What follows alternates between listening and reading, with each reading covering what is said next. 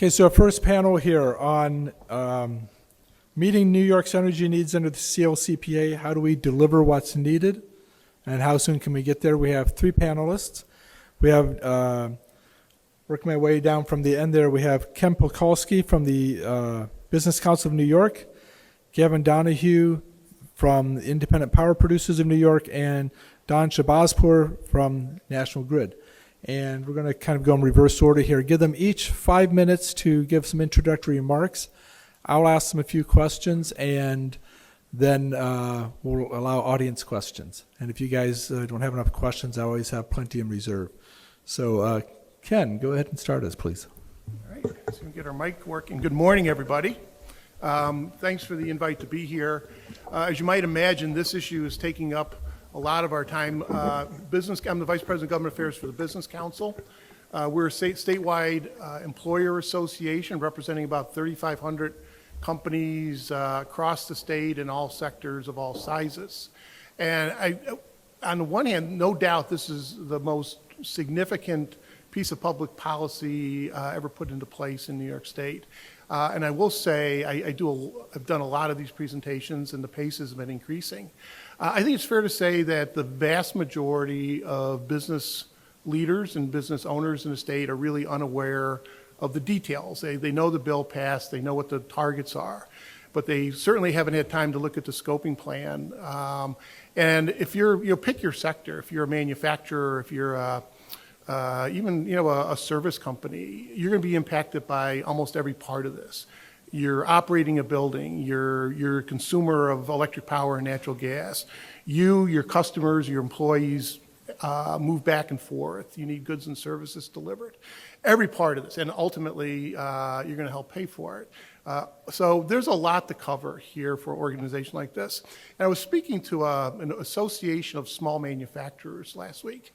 And it occurred to me that when I'm talking about this, it's almost like to a group that is generally aware about environmental policy, but not, detailed understanding of the scoping plan. It's almost like the 5 stages of grief: denial, anger, bargaining, depression, acceptance. And certainly when I sit in a room of 40 owners of small manufacturing companies, when I lay out the full scope, not the full scope, but the highlights of the scoping plan, what's in there for industrial sources, what's in there for transportation, for buildings, the transition to the natural gas and electric, the first thing you get is denial.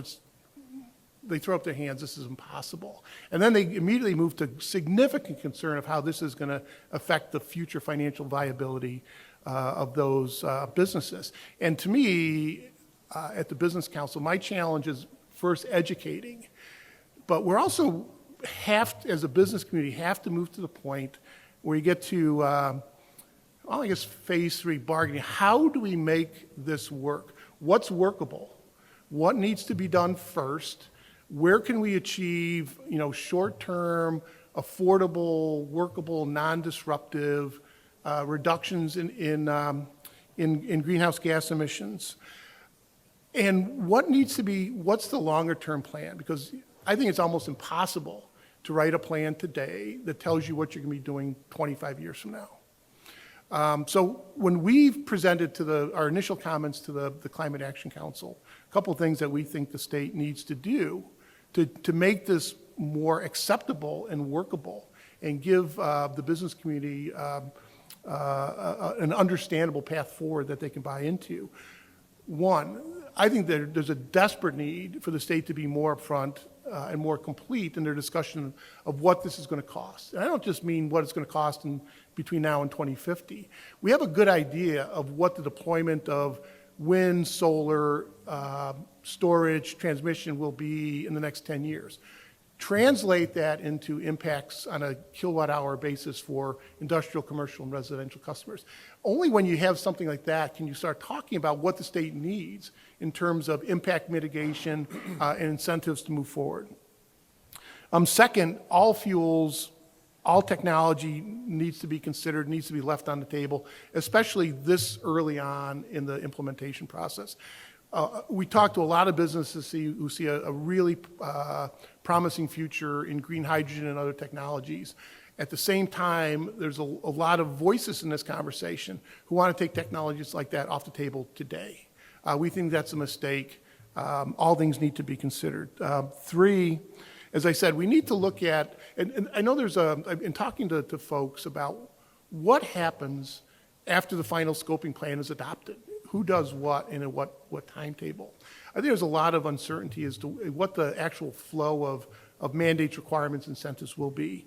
And as I said, I think we need to really triage all the measures in the scoping plan and say, here are the ones that we should be focusing on. We should be incentivizing, for example, upgrades and efficiency, because I think everyone will tell you that's the most cost-effective step. We need to look at emergent but not yet fully mainstream technologies and focus financial and technical assistance on those. There will be some things, impossible with current technology to electrify some industrial process. Let's leave those for the future and let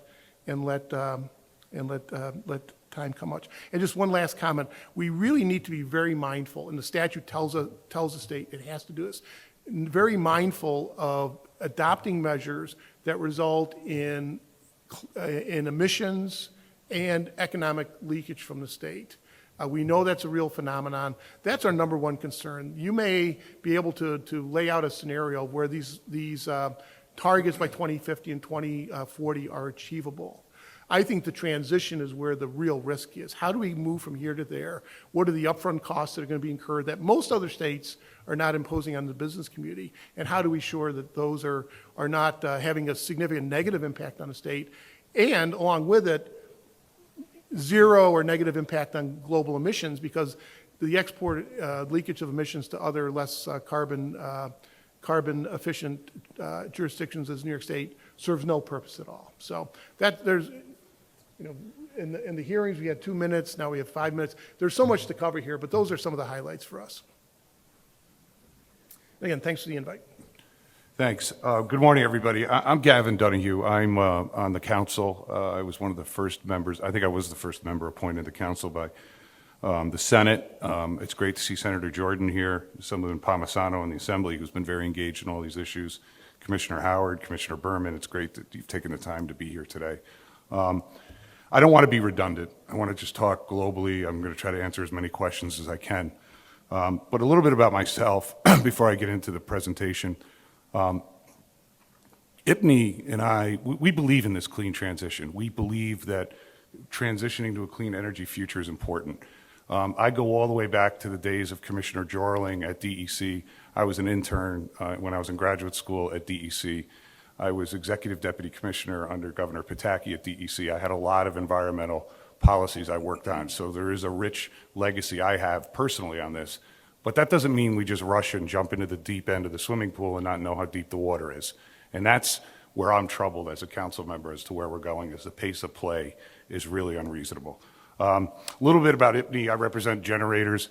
I represent renewable energy. The chairman of my board is Brookfield Renewable. We represent solar farms. We represent fossil development. We represent everybody that generates electricity.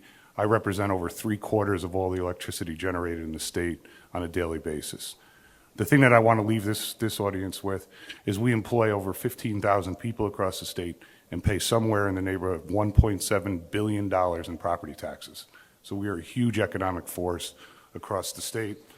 The scoping plan, James, first of all, I appreciate all the work that you've had at the Empire Center and the work you've put out publicly, because more of it needs to be done, but it's been very helpful, James. The plan itself is 300 pages and a 300-page appendices. There's a lot to talk about here. I'm going to try not to be redundant. But what's in the plan to me that is really important for you to know: no new natural gas in New York State by 2027 to existing buildings, prohibits propane, natural gas and oil in new homes by 2024. That means approximately 1 to 2 million homes will need to be electrified with heat pumps. There's a number that I think is good for folks that are not in the business. 1 megawatt, because James threw out thousands of megawatt numbers this morning, is equivalent to 1,000 homes. So that's how big of a number we're talking about. 1 megawatt does 1,000 homes. No traditional heating systems in homes by 2030, ban of natural gas and appliances in 2035, and approximately 3 million zero-emission vehicles will need to be sold by 2030. Those are recommendations in the plan. There is some positives in the plan. There is a recognition that it's important to keep our zero-emission technologies on the nuclear front around, and also the existing renewables that we have in the state. We need to figure out a way to keep their business here in the state of New York. That's important. And then they also have talked about something we didn't talk about today, to pay for this through carbon pricing and some mechanism on a price on carbon, which is something we very much support here at IPNY, to put a price out there to build what needs to be built. Gaps in the plan. Real quickly on the gaps. There is no way to pay for any of this in the plan. There is no funding mechanism. The legislature passed this bill with no funding. So that is a huge issue that the public needs to understand. And to build upon what Ken said, the legislation is incredibly limiting. It legislates wind, solar, and storage. If we're not going to have natural gas, what is that zero-emission, dispatchable technology, innovative private sector investment are we going to have to keep the lights on? Because it builds upon what James said in his comments about reliability. Reliability is really not given enough credit and not enough input from the ISO in this process, or the PSC, in my judgment. They're the experts. They're the ones that are tasked under the law to determine what that zero-emission technology is. Is it green hydrogen? Is it renewable natural gas? Is it carbon capture? What is it? We cannot move forward and give up on natural gas without an alternative fuel that is available and affordable. So that's one of the problems with the law. The other thing is the renewable energy in New York State. New York City only has 3% renewable energy. We are very much dependent in New York City on fossil fuels to run the power system and keep the lights on. We are oil and gas in New York City. So when you hear that we can do all these things, I'm not saying we can't do these, but we need to be realistic about what the numbers are, because the numbers matter and there's truth behind those numbers. Electrifying everything is going to require a 4 to 5 time build out of the electricity system. Incredible amount of build out. It is going to cause us to need more electricity, not less. We didn't even talk today about transmission and distribution. We have to, and I know that we'll get into that in a minute, but we have to build out the grid smartly. Consumer costs. There's a cost tag given to this to retrofit homes in upstate New York. I'm not going to even talk about New York City, but upstate New York, $25,000 to $50,000 to retrofit your home to comply with the statute. And that doesn't even deal with unforeseen costs that folks have out there. 25% of existing residents will require an updated electric service to accommodate the whole electrification of your cars and your heating system. I did mention carbon pricing. I just want to conclude and be here to answer questions. Where I'm at and where my members are, we support innovation, reliability, emission reductions, and affordability. Those are the 4 pillars. But what we want is a balanced regulatory environment, a genuine partnership with utilities to accomplish this, smart infrastructure, and projects that are actually going to keep the lights on and be affordable for New Yorkers. So that's what's driving my advocacy on the council, and happy to try to answer any questions folks have. Thanks. Great. Hi, good morning, everyone. Thank you for being here. My name is Donald Shabazpur. I'm a director of our policy and regulatory strategy. I work out of our Brooklyn office, focusing on future of heat. Let me just start out by saying we support the end state of CLCPA in terms of emission reductions, but we think there's a better way to get there. So let me just unpack that a bit. Exactly 2 weeks ago, we released our fossil-free vision plan. It has 3 fundamental pillars. The first one is energy efficiency. The second one is widespread adoption of what we call hybrid electric and gas heating systems, which means a heating system that works both on gas and electric, geothermal, and targeted electrification. The third pillar is delivering a fossil-free gas network. And let me just unpack that a bit. And then Gavin mentioned, in the same way that we have decarbonized the electricity network, we can do the same thing with the gas network. So make a distinction between natural gas and the gas network, and we will displace geological gas or natural gas over time with renewable natural gas and green hydrogen. Renewable natural gas is basically methane that comes from existing organic feedstocks, so your existing waste streams, livestock manure, food waste, wastewater treatment plants, and landfill. In addition, green hydrogen, which means using renewable electricity to produce hydrogen through a process known as electrolysis. And again, these are, think of them as same as solar and wind, but on the gas side, we will decarbonize the gas network over time. Just very quickly, the reason that we have put out this plan is that we think, and to unpack my earlier statement, that we think there's a better way, we can get to the same end state in a more cost-effective, pragmatic, reliable, with a higher probability of success. So let me quickly hit on some of those. In terms of cost-effective, Gavin, you just mentioned that you need to have a significant build-out of the electric system, so we have quantified that at least in New York, and New York and New England as well. That number translates to about 60 gigawatts. So our plan avoids the build-out of about 60 gigawatts in New York. That translates to about $70 billion of capital investments, which then translates to $1,000 per year for heating customers in the average New Yorker. To give you a sense of that overbuild-out, and this is, I think, if you remember one comment from my remarks, is that today the gas network delivers 3 to 4 times more energy on its peak day than the electric system delivers on its peak day. So if you begin to shift heating from electricity to natural gas, you may need to, exactly what you just mentioned, to triple or quadruple the electric system. And our plan, I do want to indicate that it has a lot of electrification as well, but it's more balanced. And in terms of, pragmatism and reliability, it comes to, our plan, we are decarbonizing both networks at the same time, which means that you're not relying on the electric network, because under CLCPA, there's primarily one lever. It is moving towards that electrification of everything, which gives you more reliability, right? The gas network is about 100 times more reliable than the electricity network. So it's a combination of those things that over time gives you also a higher probability of success. So that's really our plan in a nutshell, and I look forward to answering a lot of questions and your discussions. All right, thank you very much. So my first question is for everybody in the panel.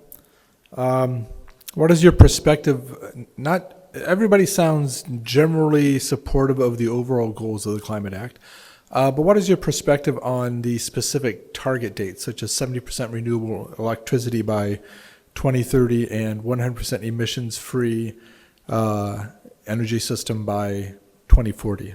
Can we achieve that?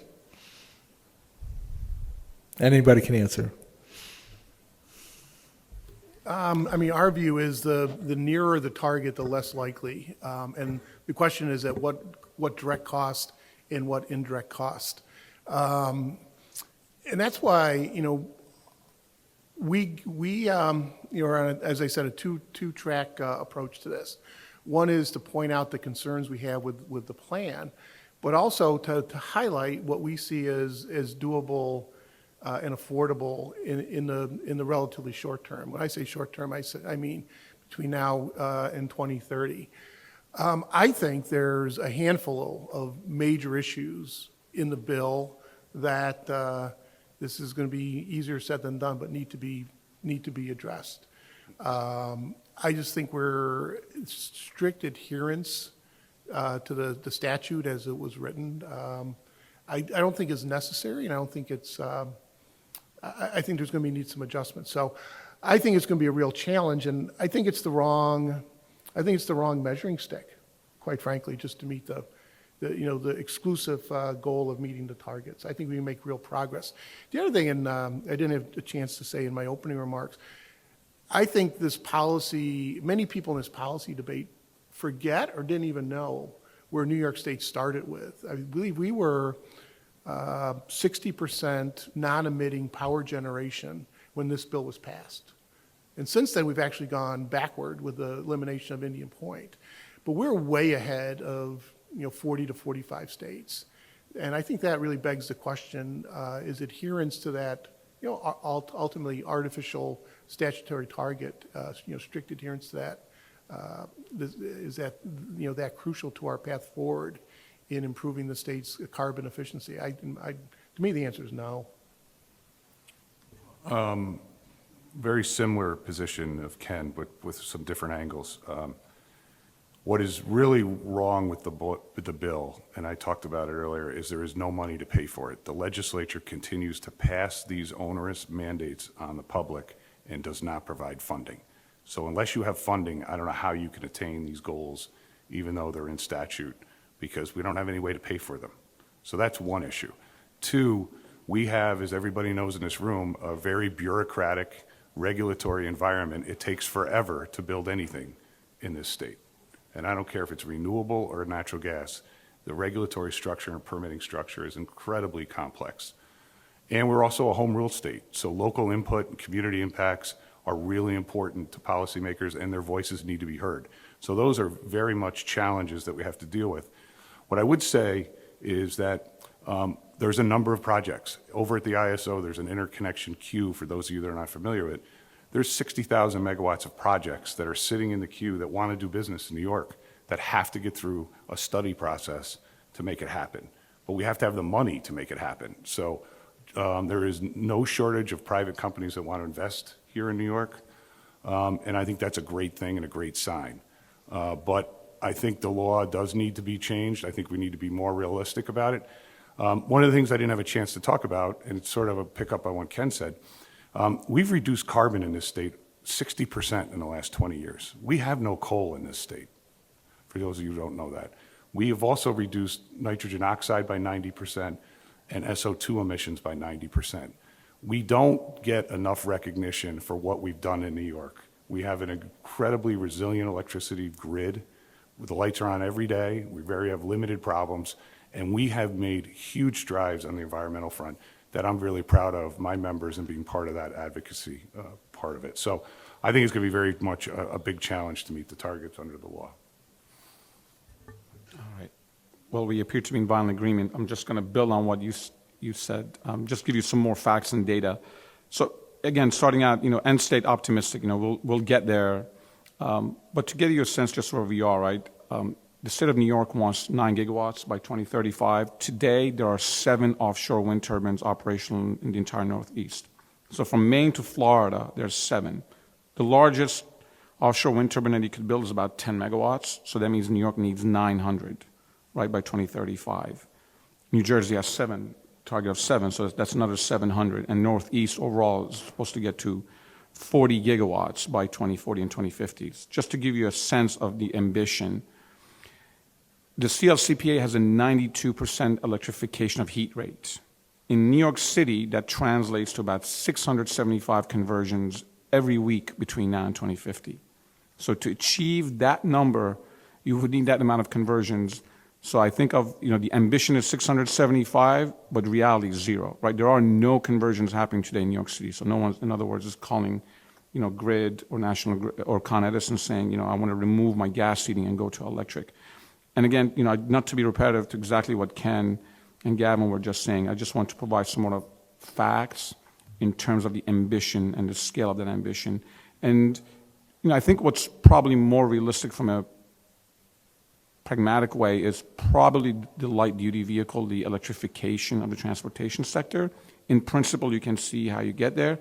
But again, if you look at the CLCPA, it's a hockey stick. So it's a hockey stick, meaning in terms of adoption of electrification for transportation. That's probably if I had to bet, that's probably one that you could probably achieve in the near-term goals, as you said, but the other ones, and again, Gavin, as you alluded to, become really, really challenging, at least in the next 10 years.